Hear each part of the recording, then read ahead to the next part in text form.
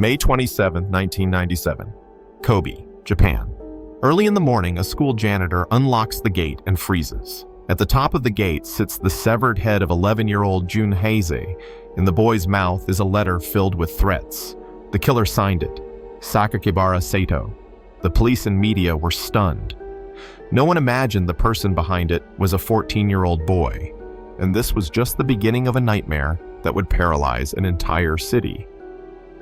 Who was he? He was born in a quiet neighborhood in Kobe. To everyone else, he seemed like an ordinary teenager, quiet, invisible. But in his notebooks, he drew dead animals and scribbled violent messages.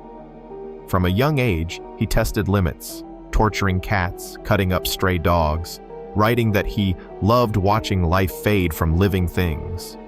Teachers knew about his disturbing drawings, but dismissed them as a horror phase. A few months before the main murder, he attacked 2 schoolgirls. One survived with a fractured skull, the other died days later in the hospital. Police never linked the attacks to a child. Sakakibara felt untouchable. He started sending letters to newspapers, demanding they print his words. He signed them, Boy A. To his family, he was polite. Parents noticed nothing but a locked bedroom door. When he killed Jun Heise, he wanted one thing, for all of Japan to remember his name. And they did. Want more true stories like this? Subscribe to Duskwoven, and stay with us as we reveal the rest. Before Jun Heise's head appeared on the school gate, Sakakibara was already building up to something worse. But the warnings were hidden in plain sight. At home, his parents thought he was just a quiet boy who liked horror comics. At school, teachers ignored his notebooks filled with drawings of decapitated animals and violent messages. While other kids played sports or video games, Sakakibara spent his free time roaming abandoned factories and alleys in Kobe. He collected dead animals, dissected stray cats, and left their remains for others to find. Once, a neighbor reported seeing him with a sack dripping blood, but nothing came of it. He bragged to classmates about wanting to be famous for doing something no one else would dare. Some thought he was just trying to sound scary. Others avoided him altogether. He had no real friends, just scraps of conversations in the hallways, whispers that he was weird, but harmless. He also started sending letters to local newspapers under a fake name. They were ignored at first. Rants about purifying the city and exposing human hypocrisy. In his mind, it wasn't enough. He needed something bigger. In early 1997, he made plans. He mapped out shortcuts around the school, noted patrol routes, and even timed how long it took police to respond to fake tips. While his teachers praised his good behavior in class, Sakakibara was already setting the stage for something that would make sure everyone remembered his name forever.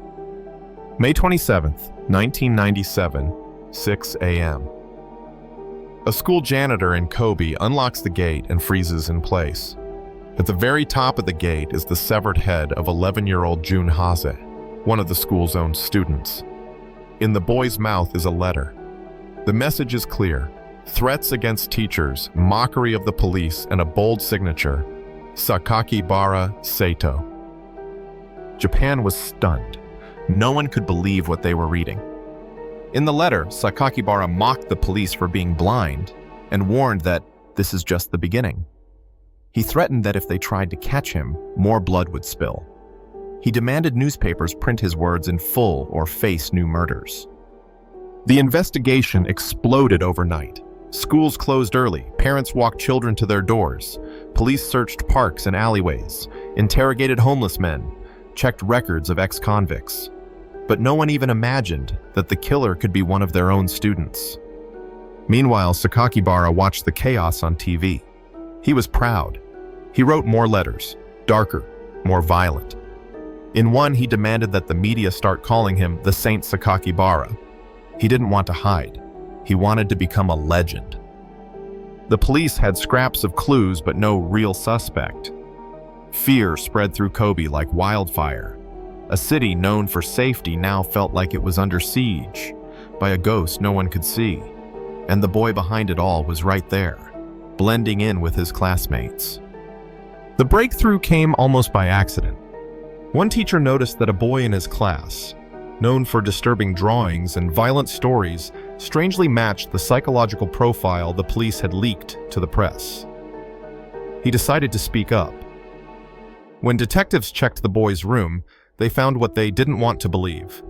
Notebooks full of detailed murder plans, maps of the school area, lists of targets, even pieces of the victim's belongings.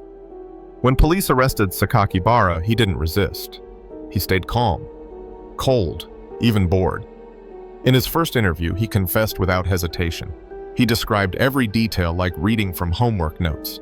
He said he did it because he wanted to see how far a human could go. He told investigators he loved watching the moment life fades from the eyes. His parents were crushed. They claimed they had seen nothing except a boy who spent too much time alone in his room. His classmates and teachers were shocked that no one connected the signs, the dead animals, the violent notes, the attacks before Junhei's. The case sparked a national debate. How could Japan's tight school system miss something so obvious? How could a child turn into a killer in a society that prides itself on order and safety? The juvenile court ruled he was too young for prison. Instead, he was sent to a special detention center for rehabilitation. Many in Japan called it an insult to the victims, but the law was clear. Sakakibara would not disappear forever, and what he'd done was now bigger than him. His new identity was about to take on a life of its own. After his arrest, Japan expected Sakakibara to vanish behind bars forever, but the law said otherwise. At just 14, he couldn't be sentenced like an adult. Instead of life in prison, he spent years in a closed juvenile facility. The press never got his real name or face. He was simply Boy A. In 2004, he was released back into society with a new identity and a hidden address. Officially, he was rehabilitated. Unofficially, people feared he might strike again. The families of his victims were furious, forced to accept that the boy who killed their children could walk free while they still mourned. For years, his story faded, until 2015, when he brought it back himself. Sakakibara published a book titled Zeka, detailing his thoughts about the murders. He described his urges and how it felt to end a life without a hint of regret. He wrote that he finally felt free to be himself. The book hit store shelves, then vanished overnight when public outrage exploded. Victims' families called it a new wound on old scars. Today, no one knows exactly where Sakakibara lives. Some say he still writes. Others believe he hides behind an ordinary life, blending in like he did as a teenager. What's certain is that the boy who once signed a threat with a severed head still haunts Japan's memory. Want more true, chilling stories like this? Subscribe to Duskwoven.